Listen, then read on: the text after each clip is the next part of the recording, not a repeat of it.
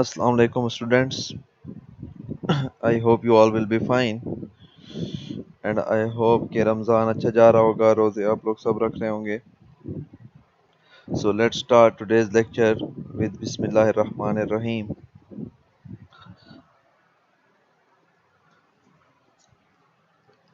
So this is the 12th lecture of animal behavior and today is Thursday 7th May 2020. So we were studying the instinctive behavior और instinctive behavior की हमने properties पढ़ी थी कि that it is stereotyped. Stereotyped means that it is stimulus based, that it always requires some kind of stimulus to show an instinctive behavior. Second property हमने पढ़ी थी कि ये predictable है, like we can predict that by giving or in response of a particular stimulus what kind of an action or what kind of response an animal gives. तो हम predict कर सकते हैं कि अगर हम एक particular stimulus दे रहे हैं तो हम predict कर सकते हैं कि अब ये जो organism है ये particular behavior show करेगा. Genetically controlled है, like हमारे पास ये transfer होता है parents से offspring में. इनहेरेंट भी हम इसको कहते हैं. इनहेरेंट हम इसलिए कहते हैं बिकॉज ये बाय बर्थ बिहेवियर है कि कोई सिखाता नहीं है ये बिहेवियर उनको, ये बिहेवियर उनमें उनके पेरेंट्स से ट्रांसफर हुआ है.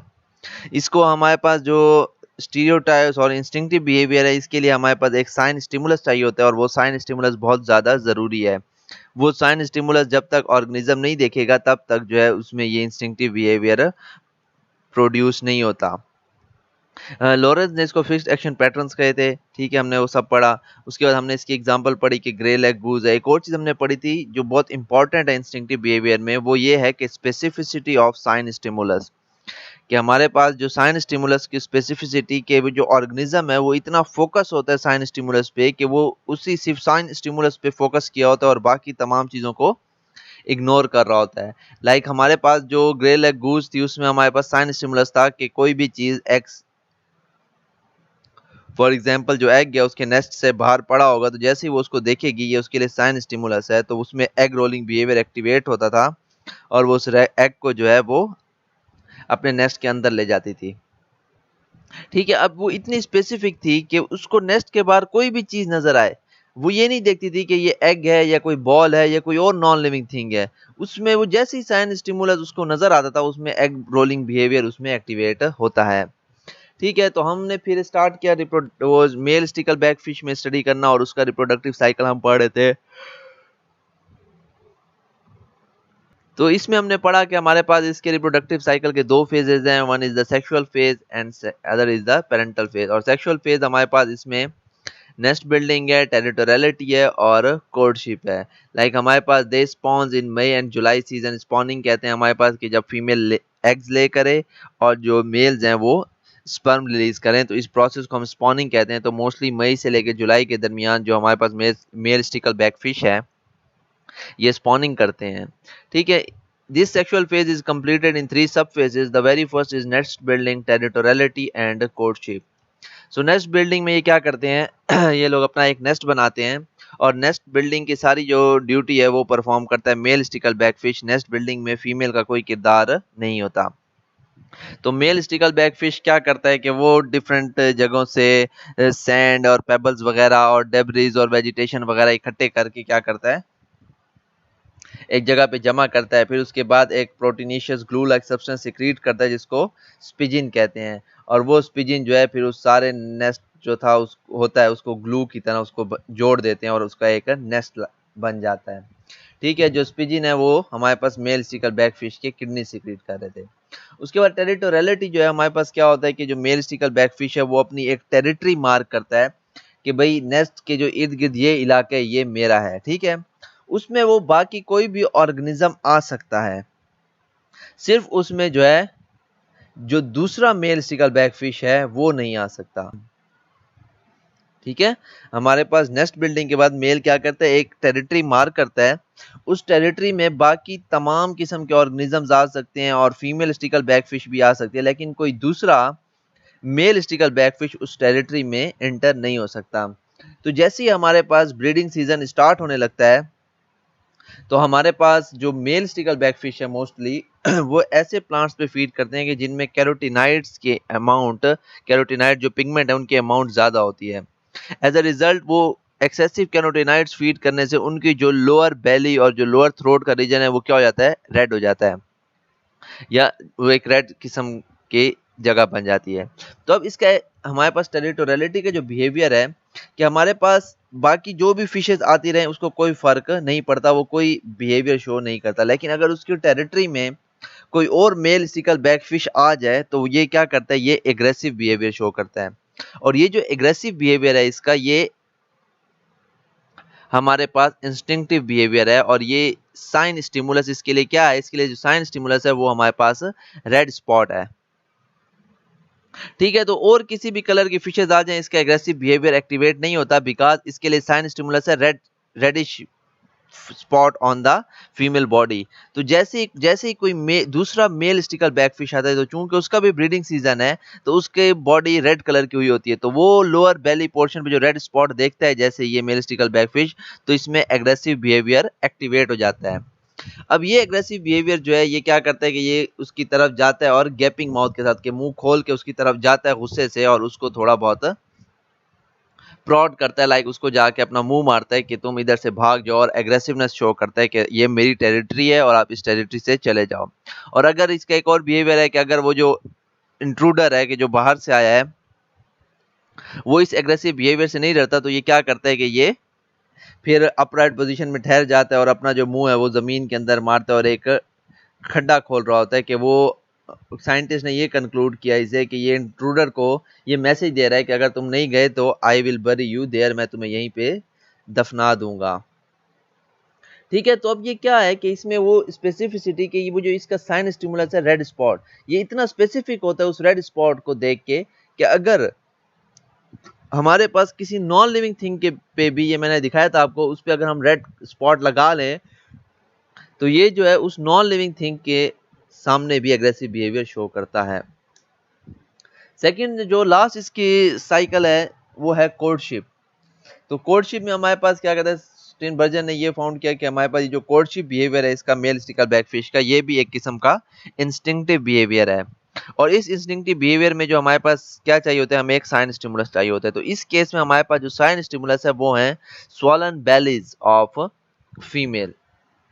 ठीक है, अब कोर्टशिप बिहेवियर क्या है हमारे पास कि हमारे पास उसके लिए साइन स्टिमुलस स्वॉलन बेलीज। तो जैसे ही कोई स्वॉलन बेलीज क्या होती है फीमेल की, कि जैसे ये स्पॉनिंग का सीजन आता है तो जो फीमेल स्टिकल बैकफिश है उसकी बेली जो है उसमें एग्स डिपॉजिट होते हैं, और उस डिपोजिशन ऑफ एग्स की वजह से उसकी जो बेलीज हैं वो स्वेल हुई होती हैं। तो ये जो स्वेलन बेलीज हैं ये इंडिकेशन है कि ये फीमेल जो है ये मेच्योर है और ये स्पॉनिंग के लिए रेडी है। ठीक है, तो जैसे ही वो स्वॉलन बेलीज ऑफ फीमेल देखता है उसके अंदर कोर्टशिप बिहेवियर एक्टिवेट हो जाता है। ठीक है, और वो इतना ज्यादा जो स्पेसिफिसिटी हमारे पास साइन स्टिमुलस की, कभी कभार क्या होता है कि अगर कोई पैरासिटाइजिंग फिश, यानी कि ऐसी फिश जो उसकी स्पीशी की भी नहीं है लेकिन वो किसी का ब्लड वगैरह चूस के आ रही है या बहुत ज्यादा खाना खा के आ रही है, जिसकी वजह से उसका जो बेली है वो सूज गई है, लाइक जो हमारे पास पैरासिटाइजिंग फिशेज हैं जो दूसरी फिशेज का ब्लड सक करती हैं, तो वो जब किसी फिशेज से ब्लड सक करती हैं तो इतना ज्यादा कर लेती हैं कि उनकी जो बेलीज हैं वो स्वेल हो जाती हैं। तो अगर कोई पैरासिटाइजिंग फिश विद स्वेलन बेली उसकी टेरिटरी में एंटर होती है तो वो स्वेलन बेलीज पे इतना फोकस होता है कि ये समझता है कि फीमेल स्टिकल बैकफिश आ गई है, तो वो जो है वही सेम कोर्टशिप बिहेवियर शो करता है। कोर्टशिप बिहेवियर इसका क्या है कि ये क्या, जैसे ही फीमेल फिश इंटर होती है उसकी स्वॉलन बेलीज इसको नजर आते हैं जो साइन स्टिमुलस है, इसमें इंस्टिंक्टिवली कोर्टशिप बिहेवियर एक्टिवेट होता है, और ये क्या करता है कि उस फीमेल की तरफ जाता है और वहां से जो है ये जिग जैग मैनर में डांस करता हुआ अपने नेस्ट की तरफ फीमेल को लाता है, फीमेल को नेस्ट दिखाता है, इंटर होके दूसरी तरफ से निकलता है और फीमेल नेस्ट को देख के फीमेल भी नेस्ट के अंदर जाती है। फिर ये क्या करता है, ये फीमेल की टेल को अपने स्नाउट से प्रॉड करता है, टच करता है। तो जैसे ही वो टच करता है तो हमारे पास वहां पे जो है फीमेल है वहां पे वो अपने एग्स ले करती है। उसके बाद फीमेल को ये अपनी टेरिटरी से या नेस्ट से भगा देता है और फिर वापस एंटर होके वहां पे अपने स्पर्म्स जो है उनको रिलीज करता है और फिर फर्टिलाइजेशन होती है और हमारे पास फर्टिलाइज्ड एग बन जाते हैं। तो ये इसका नॉर्मल कोर्टशिप बिहेवियर है। कभी कभार क्या होता है हमारे पास, समटाइम्स क्या करते हैं कि ये देखते हैं कि एक फिश से कोर्टशिप बिहेवियर शो करता है लेकिन ये वापस जाके उसमें स्पर्म्स को रिलीज नहीं करता और फर्टिलाइजेशन नहीं करता, बल्कि ये क्या करता है कि ये दूसरी फीमेल का इंतजार करता है। फिर ये देखते हैं कि कोई और female with swollen belly enter हुई होती है, और ये जैसे ही स्वॉलन बेली को देखते हैं जो इसके लिए साइन स्टिमुलस है, तो इंस्टिंक्टिवली इसके अंदर कोर्टशिप बिहेवियर एक्टिवेट होता है वापस से। ये फिर से उसी तरह जिग जैग मैनर में डांस करके आता है मेल स्टिकल बैक फिश, और वही जो है फिर प्रॉड करता है, वो दूसरी फीमेल भी अपने एग्स ले करती है, और उसके बाद ये क्या करता है, दोनों को फिर इकट्ठे जो है एक साथ जो है स्पर्म्स रिलीज करता है, और दोनों फिशेस के जो एग्स हैं उनको ये क्या कर लेता है, फर्टिलाइज कर लेता है और जाइगोट बन जाते हैं। अब कभी कभार क्या होता है कि हमारे पास एक केस ऐसे होता है कि हमारे पास कुछ मेल स्टिकल बैकफिश, वो ब्रीडिंग सीजन में उनकी जो बेली का लोअर पोर्शन है और जो थ्रोट का लोअर रीजन है वो रेड नहीं होता, बिकॉज वो उन कैरोटीनाइड्स प्लांट पे, जो ऐसे प्लांट जिनमें कैरोटीनाइड पिगमेंट की ज्यादती हुई होती है, उन पे फीड नहीं करते। एज अ रिजल्ट इनकी बॉडी पे रेड कलर अपीयर नहीं होता।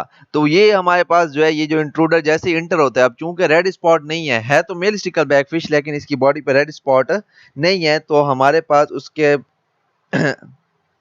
एग्रेसिव बिहेवियर जो है वो शो नहीं होता।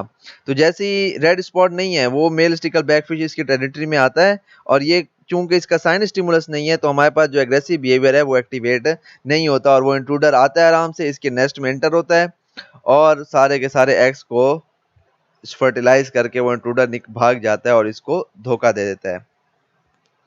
ठीक है, तो ये हमारे पास थी जो सेक्सुअल फेज है। नेक्स्ट फेज जो है हमारे पास रिप्रोडक्टिव साइकिल का, that is parental care.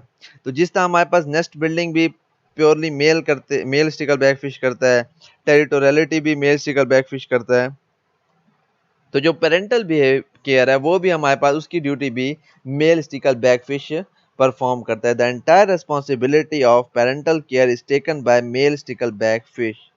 Some dominant characters that male shows during parental care.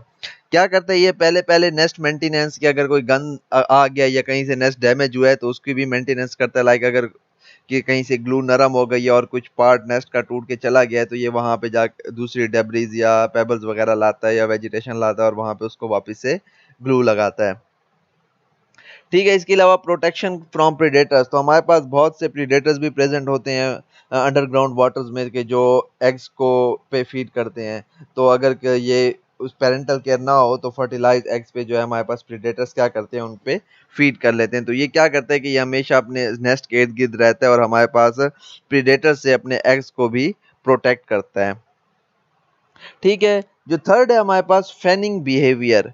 Fanning behaviour ये फैन से निकला है कि हमारे पास वो क्या करता है कि चूंकि उसका नेस्ट जो है आपने देखा होगा, ठीक है, वो हमारे पास बहुत नीचे करके होता है। तो क्या होता है कि फैनिंग बिहेवियर के जरिए ये क्या करता है, male fan its tail to provide oxygenated water to eggs. Like ये अपनी जो टेल है उसको पंखे की तरह जोर जोर से हिलाता है। एज अ रिजल्ट जो एग्स के इर्द गिर्द, ठीक है, वहां पे हाइपोक्सिक कंडीशन हुई होती है। हाइपोक्सिक कंडीशन का मतलब वहां पे ऑक्सीजन की डेफिशिएंसी होती है। क्यों डेफिशिएंसी होती है, बिकॉज ऊपर से जो ये मोस्टली जो है फ्रेश वाटर है, फ्रेश वाटर फिश जो है, तो इसका जो वाटर है वो ठहरा हुआ होता है, यानी कि स्टिल वाटर होता है पॉन्ड्स के, और बॉटम में चूंकि नेस्ट बनाती है तो बॉटम में ऑक्सीजन की कंसंट्रेशन बहुत ज्यादा कम होती है। तो अब एग्स के इर्द गिर्द, क्योंकि एग्स में क्या हो रहा है, मेटाबॉलिज्म का प्रोसेस बहुत ज्यादा हो रहा है और एग्स की क्वांटिटी भी बहुत ज्यादा होती है, तो वो इतनी ज्यादा एग्स जो हैं वो इर्द गिर्द से ऑक्सीजन एब्जॉर्ब करते हैं कि उस इर्द गिर्द के एरिया में ऑक्सीजन की डेफिशिएंसी हो जाती है।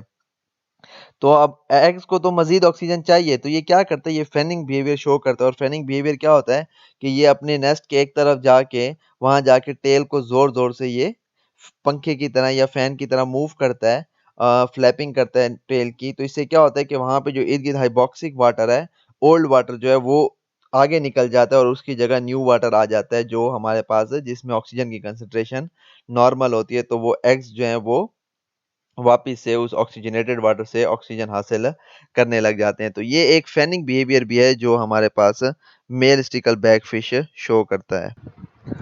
अच्छा, अगर मैं आप लोगों को इसका फैनिंग बिहेवियर शो करूं, तो हमारे पास हाँ, ये अगर आप देखें,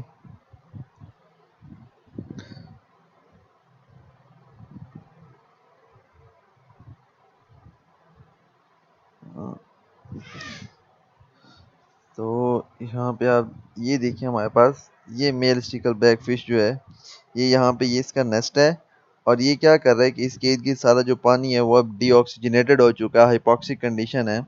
तो अब ये क्या कर रहा है कि अपने फिन्स को मूव कर रहा है और टेल को भी मूव कर रहा है, और क्या कर रहा है कि यहाँ पे जो पानी है उसको पीछे की तरफ बैकवर्ड फ्लो करा रहा है, ताकि यहाँ से जो फ्रेश वाटर है वो यहाँ पे इंटर हो।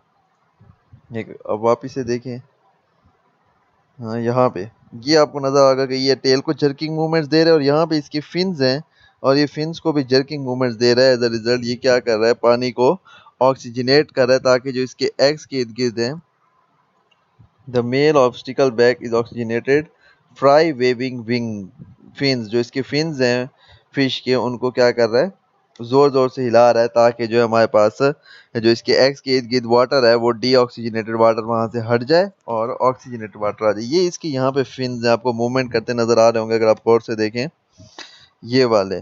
तो ये हमारे पास मेल स्टिकल बैक फिश का, इसको हम फैनिंग बिहेवियर कहते हैं। लाइक ये फैन की तरह जो है यहाँ के वाटर को, डीऑक्सीजनेटेड वाटर को पीछे प्रोपेल कर रही है टेल और फिन्स के जरिए, और हमारे पास इसकी जगह न्यू वाटर इंटर होता है। ये देखें, ये आप वापिस आप देख रहे होंगे, ये इसका फैनिंग बिहेवियर है। ये हर थोड़ी थोड़ी देर के बाद क्या करती है, अ, आके जो है डीऑक्सीजनेटेड वाटर को रिमूव करती है और ऑक्सीजनेटेड वाटर को यहाँ पे लेके आती है।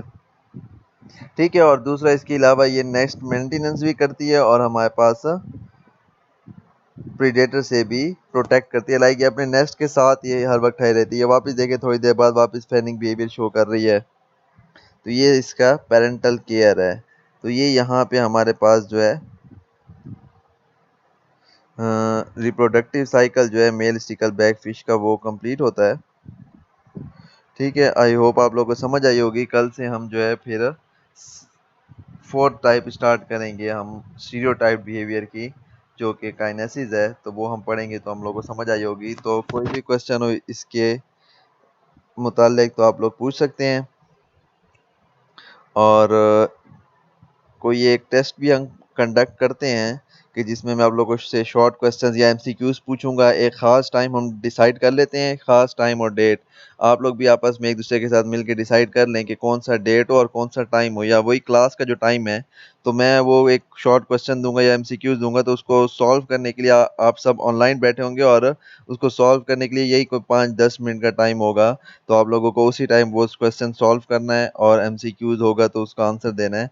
अदरवाइज आपके फिर टेस्ट के मार्क्स नहीं लगेंगे। ठीक है, तो आप लोग आपस में डिसाइड करके जो भी डेट या आप लोग का टाइम हो, वो टाइम तो वही क्लास वाला ही होगा, लेकिन जो डेट आप रखना चाहें वो डेट डिसाइड कर लें नेक्स्ट वीक की, जिसमें हम यहाँ तक जितना पढ़ा है वो सारा हम उसका टेस्ट कर लें।